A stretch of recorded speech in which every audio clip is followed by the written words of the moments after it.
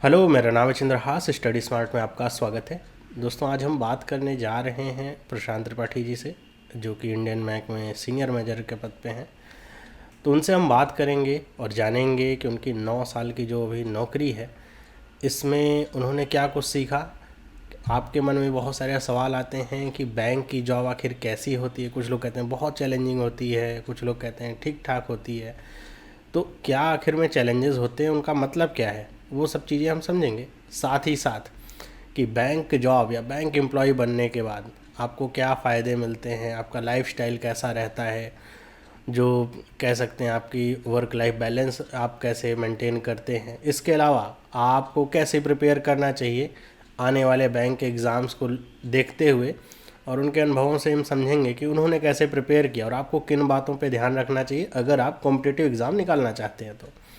तो ये सारी बातें इस इंटरव्यू में हम करेंगे। तो उम्मीद करता हूँ आपके लिए काफ़ी ज़्यादा बेनिफिशियल होगा और आपको बहुत कुछ सीखने को मिलेगा, और आपकी तमाम तरह की जो जिज्ञासाएं हैं वो शायद कुछ हद तक यहाँ से ख़त्म हो। तो चलिए हम बात करते हैं प्रशांत त्रिपाठी जी से। मैं आपसे रिक्वेस्ट करूँगा कि आप अपना थोड़ा इंट्रोडक्शन दे दीजिए बच्चों को। नमस्कार सब लोगों को। मेरा नाम प्रशांत त्रिपाठी है और मैं इस वक्त इंडियन बैंक में सीनियर मैनेजर हूँ। इलाहाबाद में मेरी पोस्टिंग है। एक्चुअली मैंने ज्वाइन तो इलाहाबाद बैंक में किया था 2011 में, और अभी रिसेंटली जो गवर्नमेंट ने मर्जर किया और एमालगमेशन के बाद अब मैं इलाहाबाद बैंक इंडियन बैंक में चला गया है। तो अभी मैं इंडियन बैंक में as a senior manager civil line branch में ब्रांच हेड हूँ। तो आप 2011 से बैंक एम्प्लॉई हैं। तो हाँ, हाँ, जुलाई जुलाई 2011। 2011 आपने पहले से सोच रखा था बैंक में ही जाना है? देखिए, पहले से सोच रखा तो ऐसा तो कुछ नहीं था। जैसे सारे लड़के होते हैं खासकर मिडिल क्लास में कि एक पढ़ाई पूरी करने के बाद एक गवर्नमेंट जॉब की तैयारी करना। और तो वैसे ही हम मैंने भी शुरू किया और तो फॉर्म आपने भरे। क्या ग्रेजुएशन में क्या पढ़ा था? ग्रेजुएशन मेरा आर्ट बैकग्राउंड था इलाहाबाद यूनिवर्सिटी में। और वहाँ से करने के बाद मैंने एमबीए किया था लखनऊ से। और एमबीए के बाद 2010 में मेरा एमबीए पूरा हुआ। उसके बाद मैंने यहाँ पे इस तैयारी शुरू की और 2011 में मेरा सिलेक्शन हुआ। Okay okay. तो काफ़ी जल्दी आपको सिलेक्शन मिल गया। हाँ, अगर तैयारी की बात की जाए, तैयारी के पीरियड की बात की जाए, तो ये हार्डली 3-4 महीना, क्योंकि जुलाई के आसपास मेरा एमबीए का रिजल्ट आया था। और वो फाइनल होने के बाद 1-2 महीने मैंने ट्राई किया। ऐसा नहीं जैसे हर स्टूडेंट करता है कि मैंने भी ट्राई किया प्राइवेट जॉब्स के लिए, कुछ जगह इंटरव्यूज वगैरह भी दिए थे। फिर मैंने सोचा कि क्यों ना इसमें भी ट्राई किया, क्योंकि मेरे बहुत सारे फ्रेंड वो ड्यूरिंग एमबीए कोर्स और उसके बाद भी वो तैयारी करते थे। फिर उन लोग से मैंने कुछ बातें की और बेसिकली मेरी जो पढ़ाई शुरू हुई नवंबर दिसंबर में 2010 में। और मेरा पहला एग्जाम था सीरियसली पढ़ाई करने के बाद, वो था फरवरी में, I think bank of Baroda. और अप्रैल में मैंने इलाहाबाद बैंक का दिया था। तो मैंने कुल मिला के 3-4 महीने की पढ़ाई की है। तो फिर उस समय तो खैर कहा जाता है उस समय वैकेंसीज भी काफ़ी ज़्यादा आया करती थी। हाँ, हाँ, वैकेंसी वैकेंसी थी, थी हर हर बैंक बैंक की अलग की। अलग तो आप वैकेंसी थी। तो देते होंगे एग्ज़ाम, तो सब अलग अलग ही वैकेंसी निकालते होंगे, तब आईबीपीएस का सीन हाँ, तो था सब नहीं। नहीं, आईबीपीएस बस होने वाला था। मतलब मेरी जॉब लगने के बाद ही मेरा इनफैक्ट आईबीपीएस तो मैंने फॉर्म भरा भी था उस वक्त, लेकिन तब तक मेरा सिलेक्शन हो गया था। और जिस दिन आईबीपीएस का एग्जाम था, उस दिन मेरा आर्यावर्त ग्रामीण बैंक का इंटरव्यू भी था।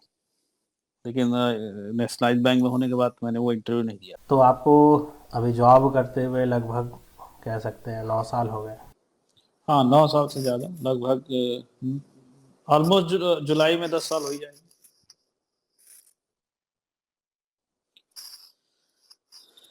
9 साल का एक्सपीरियंस क्या, मतलब एक तो बैंक की जॉब ऐसी है कि एक ही जगह फूटे में तो बंधे नहीं रहना है। तो ट्रांसफर होते रहते हैं, अलग अलग जगह जाइए, अलग अलग लोगों से मिलिए।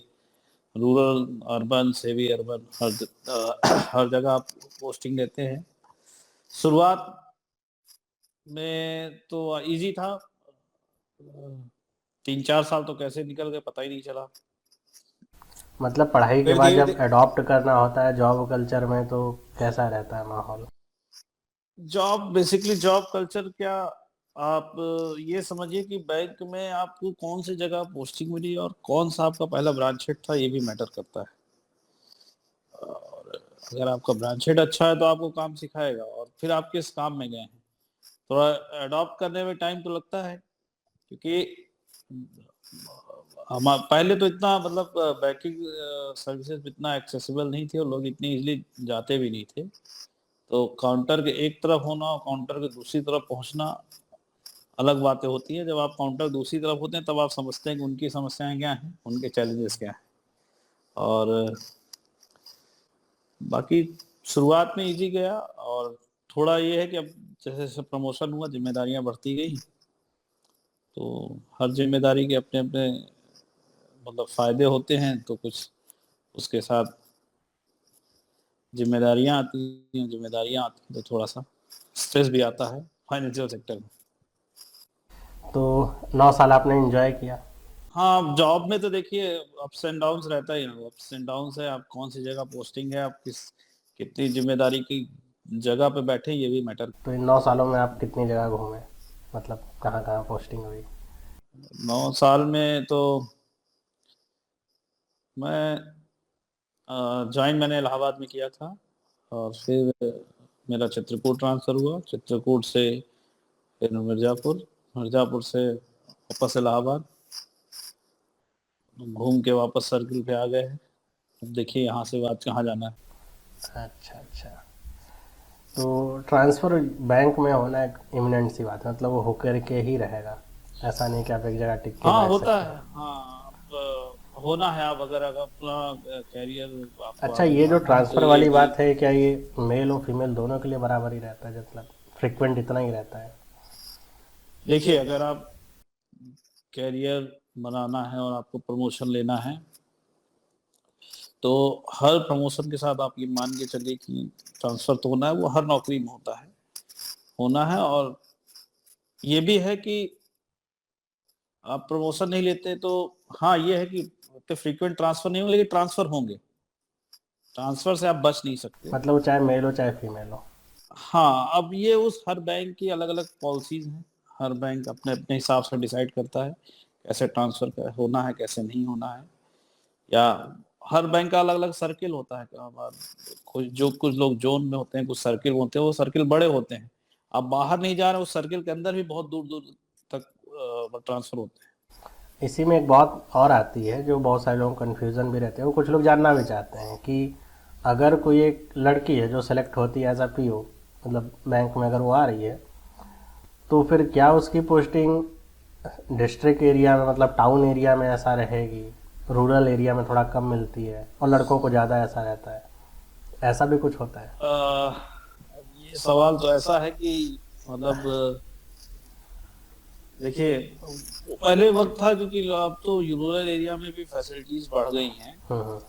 लेकिन हाँ, जो मेरे एक्सपीरियंस में आया है कि लड़कियों को ज़्यादातर ठीक ही जगह अकोमोडेट किया जाता है। तो बैंक ऑफिसर बने आपको 9 साल हो गए हैं और इस समय आप सीनियर हुँ, मैनेजर के पद पे हैं। तो इससे हुँ। एक चीज़ और ये भी समझ में आती है कि बैंक में प्रमोशन भी फ्रिक्वेंट होते हैं, मतलब अगर आप एबल हैं, क्योंकि कई सारी जॉब्स ऐसी होती हैं जहाँ पे प्रमोशन काफ़ी स्टॉलिंग होते हैं और रुक रुक के बहुत सालों के बाद ही होते हैं ऐसा। नहीं, मतलब बैंक में कोई ये नहीं कह सकता कि मतलब प्रमोशन स्टॉल हो रहा है या कुछ। बैंक का मतलब आप सिंसियर हैं तो आपको हमेशा राइट टाइम पे मौका मिलेगा। अब हर मतलब पब्लिक सेक्टर बैंक में, मतलब प्राइवेट सेक्टर बैंक की तो बात नहीं कर सकता। पब्लिक सेक्टर बैंक में जो नॉर्मल सारे बैंक में 2 ही तरह के चैनल हैं। एक सीनियरिटी चैनल है और एक मेरिट चैनल है। तो आपके लिए हमेशा अपॉर्चुनिटी रहेगी। जब आप मेरिट चैनल में दीजिए, मेरिट चैनल नहीं सेलेक्ट होता तो एटलीस्ट आप सीनियरिटी चैनल में जाएँगे। और अगर आप तो सिंसियर इसको हैं, थोड़ा सा उसके एक्सप्लेन लिए करते लगे। हैं, ये मेरिट चैनल और सीनियरिटी चैनल मतलब प्रमोशन के क्या किस तरीके से होते हैं? हाँ, सपोज़ जैसे मैंने जब इलाहाबाद बैंक जॉइन किया था, मैं 2011 में स्केल 1 में, तो उसमें प्रमोशन के 2 चैनल थे। स्केल 1 से मतलब 2 साल पीओ और उसके बाद ऑफिसर होता है आदमी। और ऑफिसर और असिस्टेंट मैनेजर दो डिफरेंट पोस्ट होती हैं। लोग मतलब लिख देते हैं, मैं आज बता दे रहा हूँ उसमें।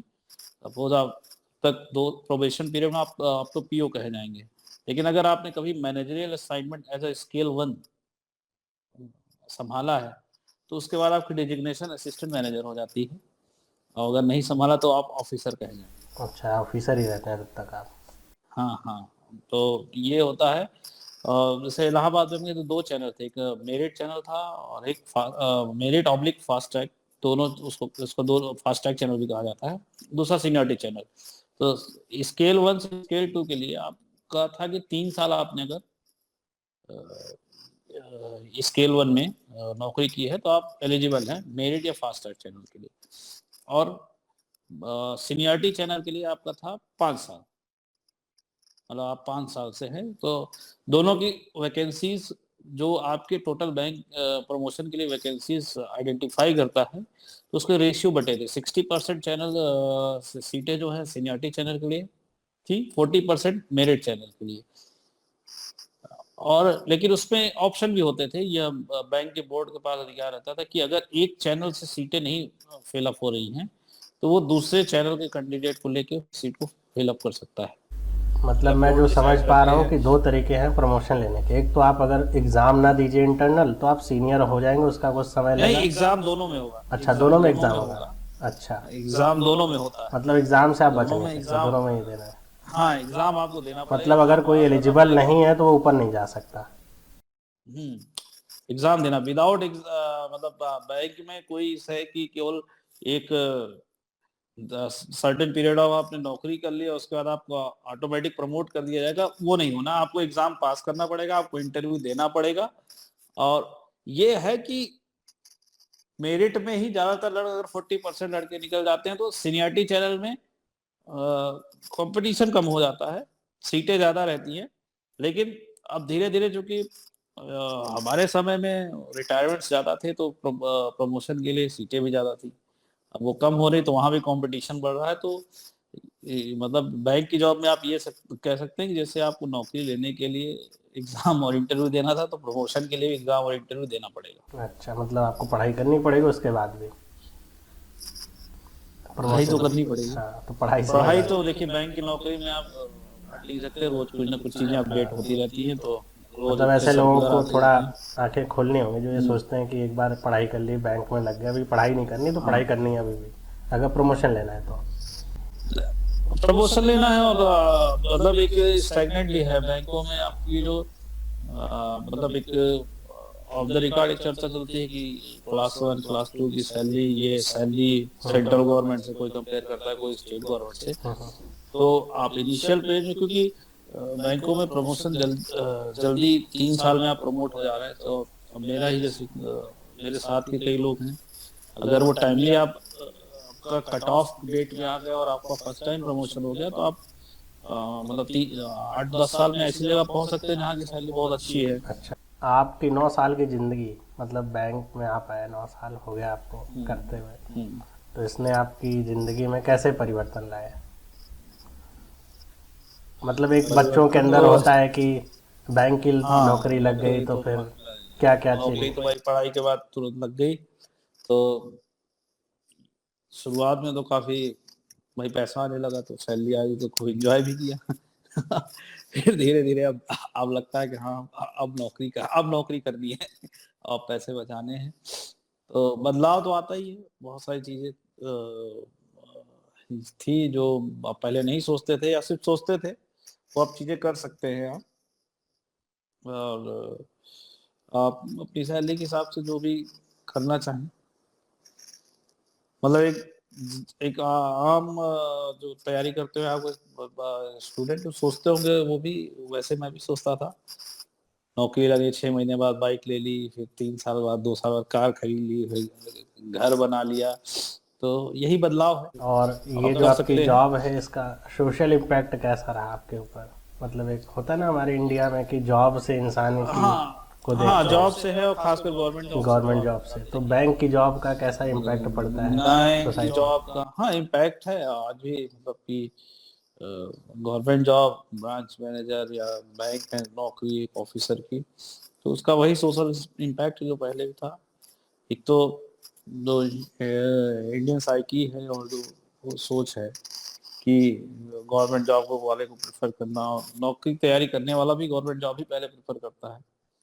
और सिक्योरिटी तो हर चीज को जो मिल्क मिक्स आता है कि एक तो गवर्नमेंट जॉब है, ऑफिसर की है, सिक्योरिटी है, तो एक उसका स्टेटस तो है। बैंक की जॉब को लेकर के एक टर्म बहुत चर्चा में रहता है, वो है वर्क प्रेशर का।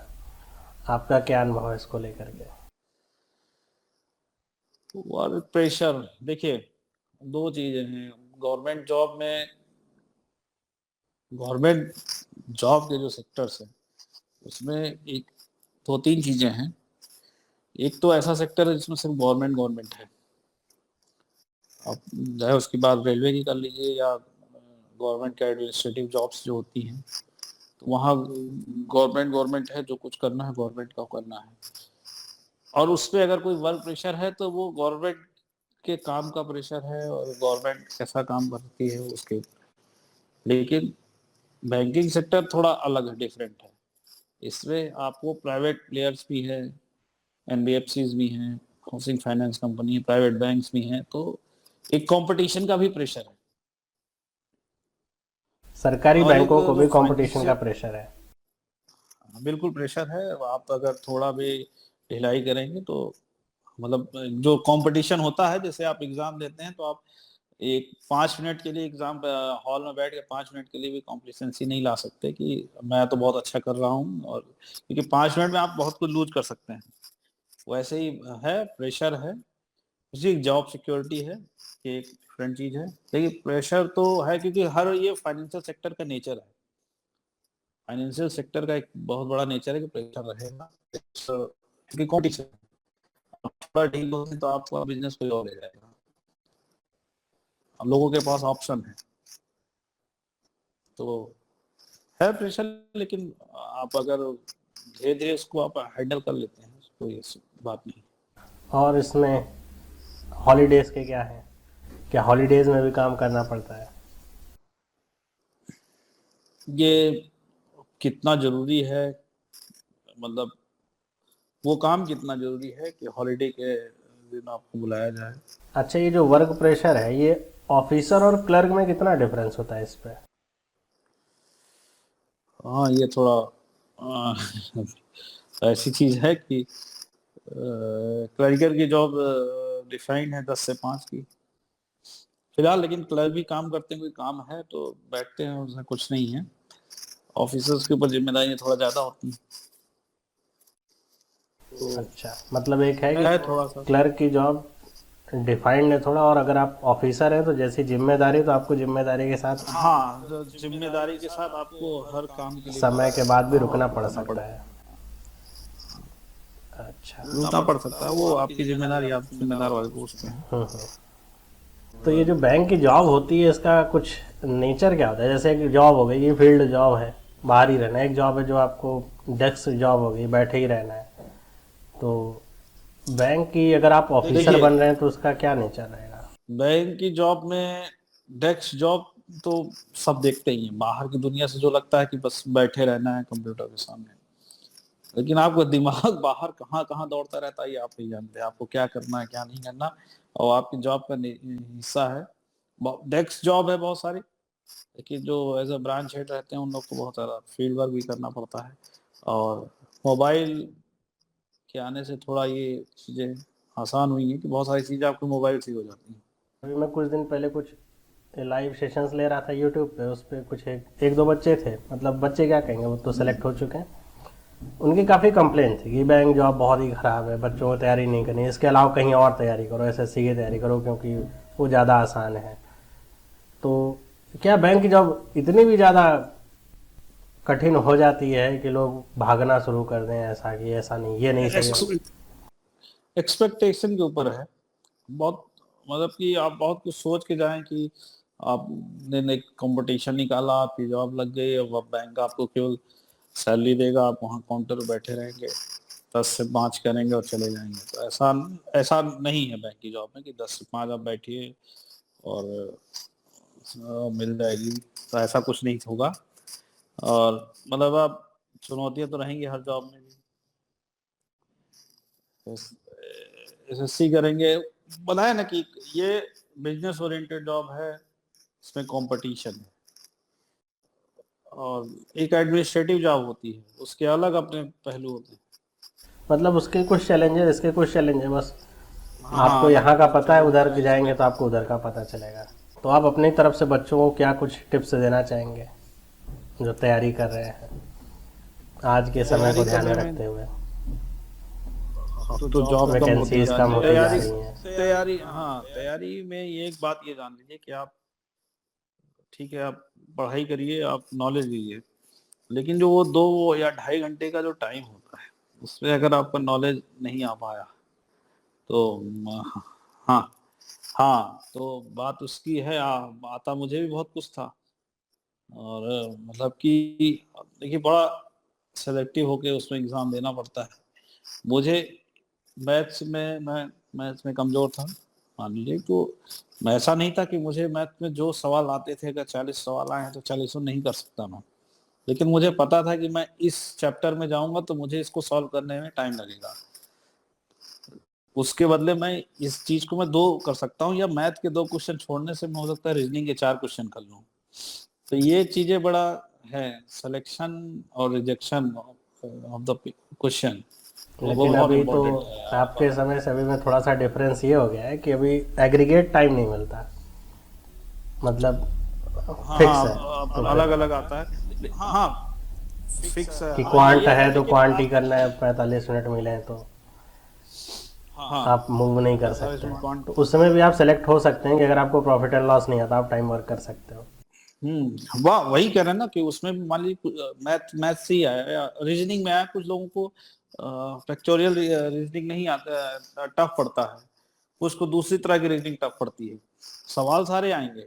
अब पता लगा कि आपको 45 मिनट दिया गया, उसमें 45 क्वेश्चन रीजनिंग के हैं, तो जो रीजनिंग का क्वेश्चन आपको नहीं आता है या कम आता है, आप उस पर टाइम क्यों वेस्ट करेंगे? हो सकता है उस पर टाइम वेस्ट करने की वजह से आप जो 45 मिनट में 40, 30, 35 कर सकते थे, आप 20-25 कर पाएंगे।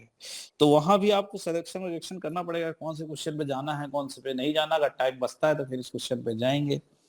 और मतलब ये है कि प्रैक्टिस आप ज्यादा थी। इस पे हाँ, फोकस ना करें कि आपको आउट ऑफ 40 ही करना है।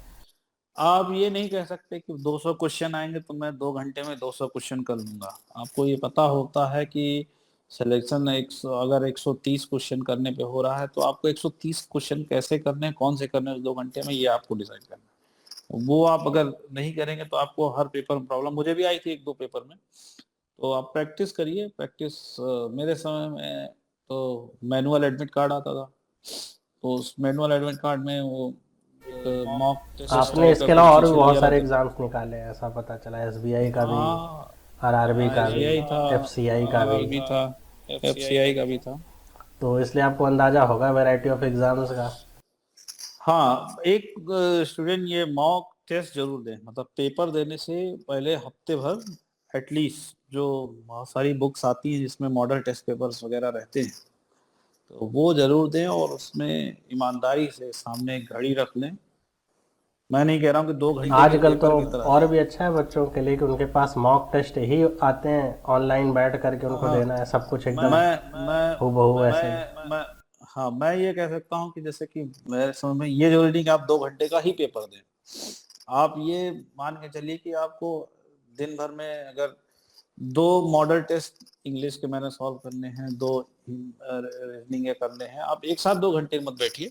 आपने एक पेपर उठाया रीजनिंग का, सामने घड़ी रखी, और आपको लगा कि हाँ, आधे घंटे का पेपर आता है एग्जाम में, तो एक मैंने मॉडल टेस्ट पेपर लिया रीजनिंग का, आधे घड़ी घड़ी सामने रखी, आधे घंटे का टाइम लगाया, अब पेपर सॉल्व किया मैंने।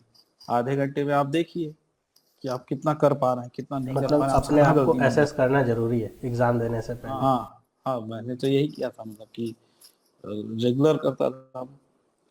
मतलब पढ़ाई से ज्यादा मैंने प्रैक्टिस की है। हाँ, अब थोड़ा सा दिक्कत है कि अब एक ही एग्जाम होता है, तो अब अगर आप इसमें, तो इसके लिए तो और मतलब है कि आपको तैयारी उतना ही ऐसे ही करनी है कि मतलब आपके पास चूक की गुंजाइश ना रहे, क्योंकि फिर एक साल आप और आगे जाएंगे। हमारे समय में तो ये ऑप्शन होता था कि एक पे एक बैंक का नहीं दिया तो दूसरे बैंक का निकलेगा, उसमें वो गलतियां, वो गलतियां नहीं करूंगा, तीसरे में करूंगा। हाँ, लेकिन अब ये है कि हाँ, अब आप अगर अच्छे से तैयारी कर लिया तो आपके पास चांसेस ऑफ वो रहेंगे, सीटें ज़्यादा रहती हैं, इकट्ठा निकलती हैं। अच्छा, बहुत सारे लोग ऐसा भी करते हैं, जैसे मान लीजिए वो क्लर्क सेलेक्ट हो गए हैं आईबीपीएस क्लर्क के हम्म, थ्रू, और वो हम्म। एसबीआई पीओ की तैयारी करना चाहते हैं, या फिर किसी और जॉब में है, मतलब एज अ वर्किंग कैंडिडेट आप तैयारी कर सकते हैं। हाँ, क्लर्कल जॉब में तो कर सकते हैं, ऑफिसर्स में थोड़ा सा टफ है, लेकिन आप चाहेंगे तो मैनेज कर सकते हैं। मेरे साथ के कई लोग गए हैं और अच्छा, आपके साथ के कई लोग अगर गए हैं। सिलेक्शन, हाँ, हाँ सिलेक्शन लिया है। लेकिन इसमें आपकी पुरानी तैयारी का भी बहुत मैटर करता है। जैसे आपकी अगर पुरानी तैयारी अच्छी रही है तो फिर आपको तो सिर्फ प्रैक्टिस ही करनी है, और थोड़ा सा वो लेना पड़ेगा, मतलब पेन तो लेना पड़ेगा। हाँ, अब सपोज आप बैंक आप बैंक में गए और बैंक में आपको पोस्टिंग रूरल मिल गई, शहर से 60 किलोमीटर दूर, 50 किलोमीटर दूर, और अब उसके साथ आप प्रिपरेशन करना है तो आपको उस गांव में रुकना पड़ेगा, आसपास के एरिया में रुकना पड़ेगा, क्योंकि अगर आप अप डाउन करेंगे तो आपके लिए तैयारी का टाइम ही नहीं मिलेगा। तो कुछ ना कुछ तो सेक्रीफाइस तो करना पड़ेगा। और एक ये भी आता है निकल के इससे, एक बहुत सारे बच्चे पूछते हैं कि मान लीजिए तैयारी कर रहे हैं, कितने घंटे पढ़ना चाहिए कि सिलेक्शन हो जाए। ये तो उसकी क्षमता के ऊपर है। बहुत ज्यादा मतलब मैंने तो बहुत ज्यादा पढ़ाई नहीं की कि मैं 12 घंटे 14 घंटे, ऐसा कुछ नहीं था। 4 5 6 घंटे या नॉर्मली 7 घंटे 8 घंटे। एग्जाम के समय थोड़ा प्रैक्टिस में ज्यादा टाइम लग जाता था। अगर दिन भर में आपने तीन तीन तीन मॉडल पेपर भी सॉल्व कर लिए दिन भर में, तो 6 घंटे तो ऐसे ही निकल गए आपके पढ़ने में। उसके अलावा आपने थोड़ा बहुत पढ़ाई कर ली, तो है, पढ़ाई करनी है। वो आपका मतलब आप कितना कोप अप कर पा रहे हैं मटेरियल के साथ, कितनी जल्दी समझ पा रहे हैं, उसके ऊपर भी है। आप 10 घंटे पढ़िए, आपको नहीं समझ में आए, हो सकता है किसी को वो चीज़ें 1 घंटे में समझ में आना। तो ये तो हर कैंडिडेट के ऊपर डिफरेंट रहता है, मतलब ऐसा कोई उसका एटीट्यूड। शॉर्टकट फार्मूला हाँ, नहीं ऐसा है कुछ कि नहीं। आप 8 ही घंटे पढ़ेंगे तो शॉर्टकट सिलेक्शन नहीं, होगा। एक एक एक एक तो मतलब एक बेसिक चीज होती है, जैसे कि अगर किसी को अगर एक पेपर सॉल्व करना है पूरे दिन में, मॉडल पेपर अगर एग्जाम के लिए, तो 2 घंटे तो पढ़ेगा ही। अब किसी को एक मॉडल पेपर सॉल्व करने से ही काम चल जा रहा है, किसी को 3 करना पड़ रहा है दिन भर में अपनी स्पीड को बनाए रखने के लिए। वो हर स्टूडेंट का डिफरेंट डिफरेंट रहता है। तो मतलब इस पे फोकस ना करें कि कितने घंटे पढ़ें, फोकस इस पे करना चाहिए ऐसा कितना पढ़ें। आपको क्या पढ़ना है और क्या करना है, ये आप अगर जानिए तो अब दूसरा उसको कितना पढ़ रहा है, क्या पढ़ रहा है, तो घंटे ऐसा तो है नहीं। बहुत सारे बच्चे ऐसा भी डिमोटिवेट होते हैं कि I am not from the technical background, तो इस वजह से मैंने बीटेक किया नहीं तो मेरा सिलेक्शन नहीं हो सकता, कुछ ऐसा भी होता है। ऐसा नहीं, मैं किसी को लग सकता है, किसी को लग सकता है ऐसा, मतलब बैंक एज पर बैंक की जॉब के हिसाब से तो ऐसा कोई रॉकेट साइंस नहीं आता कि उसके लिए इंजीनियर का स्टूडेंट बहुत ज़्यादा केपेबल हो जाएगा। अगर आप मल्टीप्लिकेशन और एडिशन सब्सट्रैक्शन आता है, तो उसमें ऐसा नहीं कि मैथ के स्टूडेंट, हाँ कि मेरी मैथ कमजोर थी तो आपका कुछ और चीज स्ट्रांग होगा, सिर्फ मैथ से और ही नहीं एक आती और सब इसमें चीजें, आता है कि इसलिए और हिंदी मीडियम से हो तो इंग्लिश मीडियम से नहीं हो, तो इस वजह से भी। ऐसा कुछ नहीं है। मतलब मटेरियल तो दोनों मीडियम से अवेलेबल है, पेपर भी मेरे ख्याल से दोनों में ही आता है अभी। इंग्लिश हिंदी का कुछ थोड़ा सा है, लेकिन आपको जैसे इंग्लिश का जो, अगर वो उसने बिल्कुल इंग्लिश में उसका बिल्कुल भी एक्सपोजर नहीं है तो दिक्कत तो आएगी, थोड़ा सा दिक्कत आएगी।